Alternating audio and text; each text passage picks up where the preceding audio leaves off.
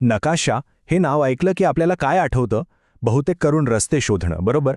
पण नकाशा फक्त एवढ्यापुरताच नसतो. तो आपल्याला आपलं जग कसं दिसतं आणि कसं चालतं हे सांगतो.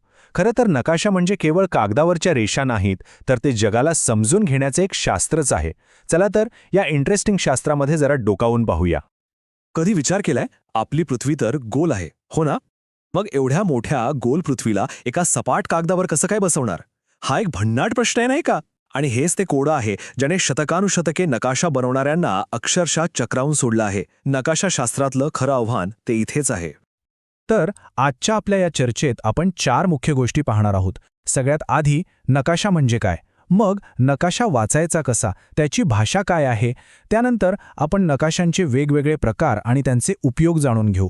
आणि शेवटी नकाशांना भूगोलाचा आत्मा असं का म्हणतात हे समजून घेऊया. चला तर मग आपल्या पहिल्या टप्प्याला सुरुवात करूया. पृथ्वी कागदावर म्हणजे नकाशाची अगदी मूळ ओळख करून घेऊया. तर नकाशा म्हणजे नक्की काय? बघा, ही एक शास्त्रीय व्याख्या आहे, पण सोप्या भाषेत सांगायचं झालं तर नकाशा म्हणजे आपल्या जगाचं एक छोटंसं प्रमाणबद्ध मॉडेल. या 3 गोष्टी खूप महत्त्वाच्या आहेत. एक म्हणजे योग्य प्रमाण, ज्याला आपण स्केल म्हणतो. दुसरा म्हणजे तो सपाट पृष्ठभागावर असतो आणि तिसरा म्हणजे त्यात सांकेतिक चिन्ह वापरलेली असतात. याच 3 गोष्टींमुळे नकाशा आपल्याला खरं जग सोप्या पद्धतीने दाखवतो. आता वळूया आपल्या दुसऱ्या टप्प्याकडे, नकाशाची भाषा. हो, तुम्ही बरोबर ऐकलं. नकाशाची स्वतःची एक भाषा असते आणि एकदा का ती आपल्याला समजली ना, की कोणताही नकाशा जणू आपल्याशी बोलायला लागतो. चला तर मग या भाषेचं व्याकरण शिकून घेऊया. या भाषेमध्ये मुख्यत्वे 3 गोष्टी आहेत: प्रमाण, दिशा आणि सांकेतिक चिन्ह. यांना आपण नकाशा वाचण्याचे 3 सोपे नियमच म्हणू शकतो. चला एक एक करून हे नियम समजून घेऊ.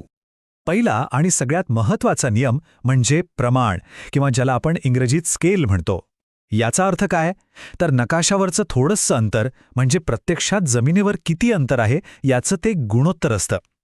सोप्या शब्दात, नकाशावरचं 1 सेंटीमीटर म्हणजे जमिनीवरचे किती किलोमीटर हे ठरवणारी ही एक जादूची कांडीच आहे. आणि यामुळेच आपल्याला नकाशावरून खऱ्या अंतराचा अगदी अचूक अंदाज येतो. आता दुसरा नियम, दिशा.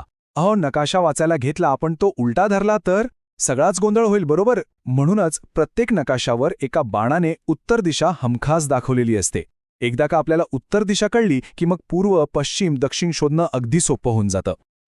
आणि तिसरा, शेवटचा नियम आहे सांकेतिक चिन्हे.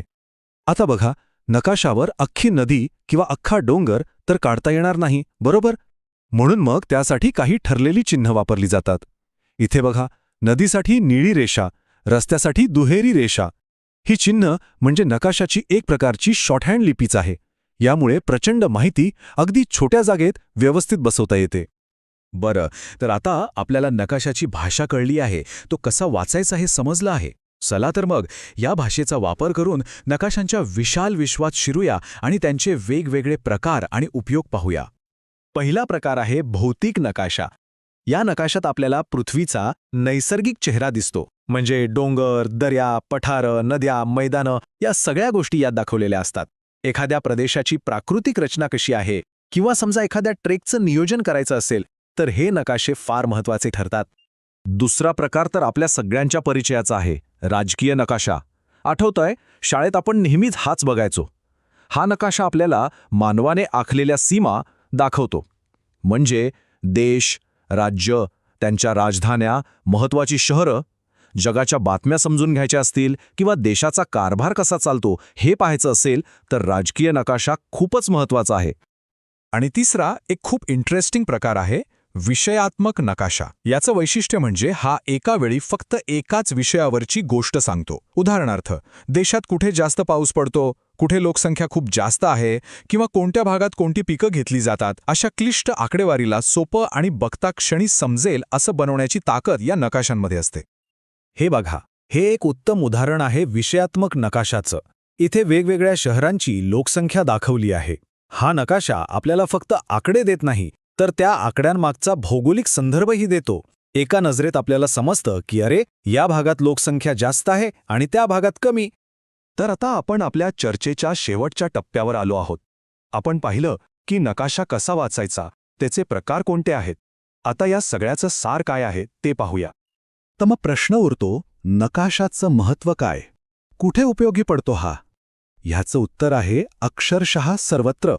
शाळेत भूगोल शिकण्यापासून ते मोठ्या शहरांचे नियोजन करण्यापर्यंत, शेती आणि उद्योगांपासून ते अगदी देशाच्या संरक्षणापर्यंत, प्रत्येक क्षेत्रात नकाशा एक अत्यावश्यक साधन आहे. आपल्या नकळतपणे नकाशा आपलं आयुष्य कितीतरी प्रकारे सोपं करत असतो. आणि म्हणूनच नकाशाला भूगोलाचा आत्मा असं म्हटलं जातं.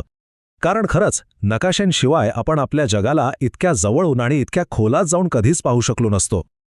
त्यामुळे पुढच्या वेळी जेव्हा कोणी नकाशा पाहेल तेव्हा तो फक्त रस्ते शोधण्यासाठी न पाहता त्या रेषा आणि चिन्हांमागे दडलेली एक संपूर्ण कहाणी वाचण्याचा प्रयत्न करायला हवा.